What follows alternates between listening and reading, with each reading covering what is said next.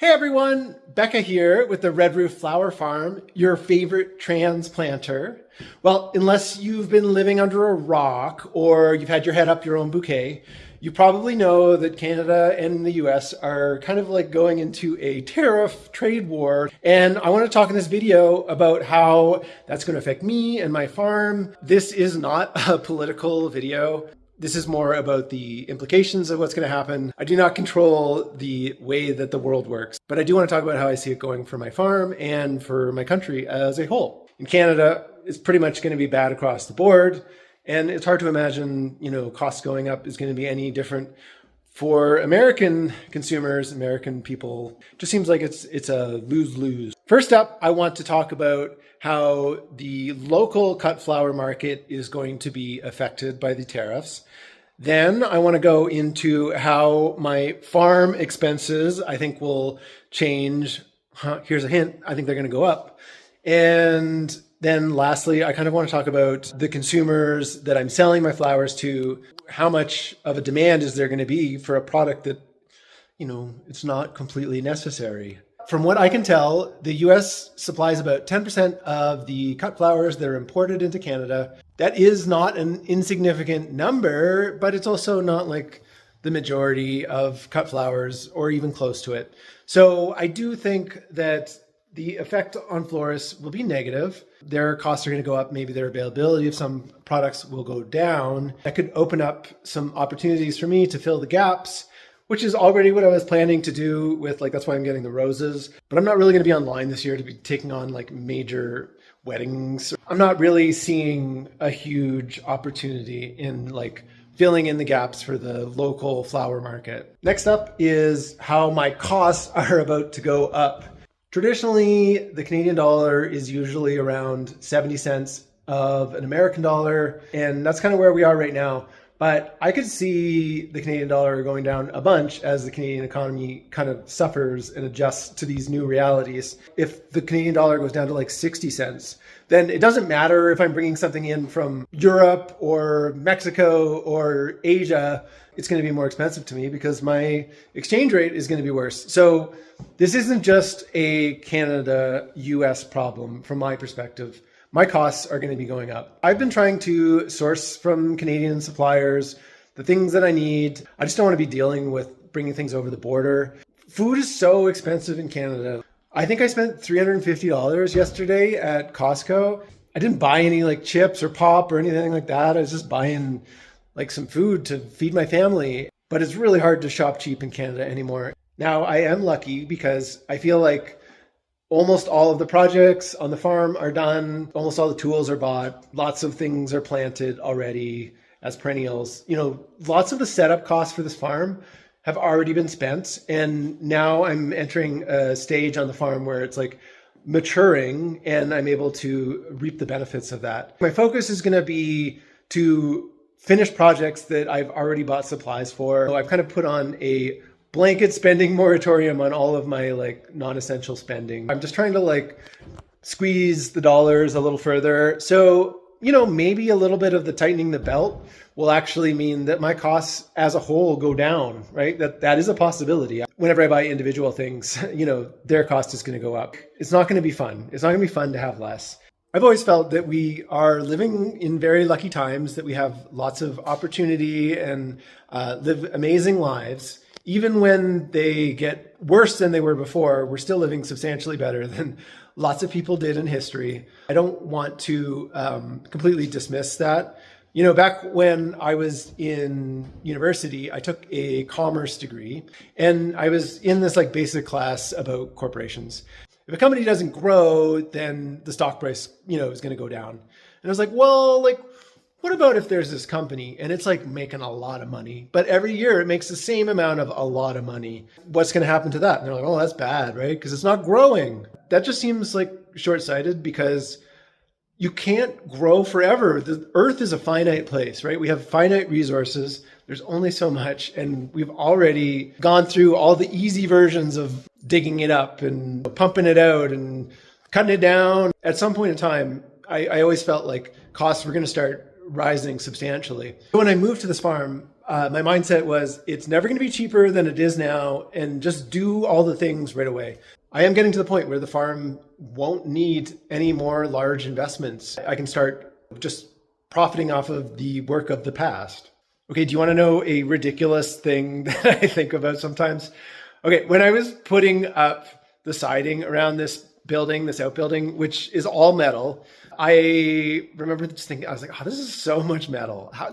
Just a lot of metal. And at the time I was listening to these like history podcasts, and they were talking about like the Cook expedition, and they go around the world and they get to some of these places, and the local women would be having relationships with the sailors, and the sailors would like pull metal nails out of the ship to trade with these like women for like intimate relations, because the metal was like so valuable to these people that they'd risk having a baby for it, right? Like that's a pretty big risk in my department. And so I thought, like, anyone who can command an entire building's worth of metal must be worth a lot of nails, right? I should be worth a lot of nails.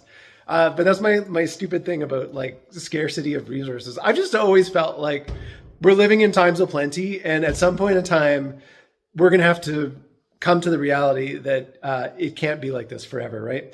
And, to me, it seems like this time could be now, right? Okay, so the first point with like the cut flower market locally, maybe there's like a net positive-ish. I don't really think it would be realized anytime soon.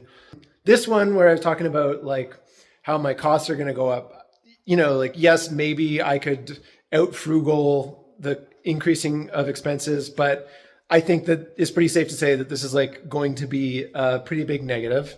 And the third one, which is the one that I'm actually the most worried about, is my local consumers, the Canadian economy as a whole. Are people going to want to buy flowers when they don't have enough money to pay the grocery bill? I think that this one could really, really affect my farm, because like there's nothing I can do. If people are just like flat out not spending, then like, what am I? I'm growing flowers for nothing, right? Like I can't do that sustainably. Then my whole business model falls apart. I have to be able to sell my flowers to people. I'm already like desperately trying to hold on to the $20 price point because I'm like so attached to it. But I'm just hoping that kind of like during COVID, people supported the farm lot, that hopefully, there's like staycations, there's like people just trying to look for like a small splash of color to make their life a little happier. And so they look to my farm a little bit more. Canada already is so expensive. How can it get more expensive, right? And we import a ton of food from the US. Like California is like a big supplier of our food, especially in the winter times. So I think that we're going to have to adjust to different types of food. Like maybe we have to go back to eating more simply. We can't have all the things that we used to. I just hope people still prioritize having some flowers, because I don't want to stop doing this. This is fun, right? I am excited about other parts of, my business. I obviously stopped doing YouTube over a year ago, and I've been really hesitant to start a new channel because I was like, oh my God, a new channel can take forever to establish itself. I really didn't want to have to make like 100 videos to just like feed the algorithm to get to a point where I felt like I had a good YouTube channel again.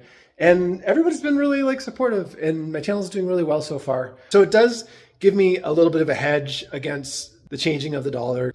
I think it's safe to say, if numbers are similar to the before, about half the views for my videos are probably going to be in the US. If I can just like still sell to my customers, and I can make some fun, beautiful content about doing it, then I think that in the long run, I will be able to survive. But like these tariffs, they really are scary to me. I know I'm making some jokes in this video, but I am lying awake at night being like, oh God, I was already kind of worried about money. This third one, like it's just a complete, negative. Since I'm speaking about my YouTube channel, I wanted to talk to you about something that I forgot to mention during my last video, which was about changes going forward. And previously, the farm and YouTube kind of got like separated as like two different entities, even though they were run under the same umbrella. I think it gives a more accurate picture if I combine those two. What I want to do, I think that you'll all be really excited about this, because like I want to make a weekly vlog where I talk about how much I made that week at the end of the video. And I want to include what I made on YouTube that week. I always felt like before when I'd share the farm numbers, it was like missing an important part, which is like how much YouTube paid that week. YouTube used to be the majority of the income for this farm. If I can get back to a point where it's at least a major contributor to the farm again, then I would be feeling way more comfortable with my like future on this farm, obviously. And for you to understand where I'm at on the farm, I feel like if I tell you, oh, this week I made this much on YouTube as well as I sold this much in flowers, that would give you as a viewer a more complete vision of how the farm actually performed that week, or like what kind of money is coming into the farm. And so that's kind of my plan. I would, after saying how good YouTube has been treating me, I would like to beg you for a like, a subscribe or a comment. All that kind of engagement stuff really makes YouTube like a video. I read everything. I just can't respond to them. It's too time consuming, but they all kind of like permeate my brain and I think about them. Hopefully we all survive this little like tariff war and everything can find a new equilibrium where we're all happy and living good lives.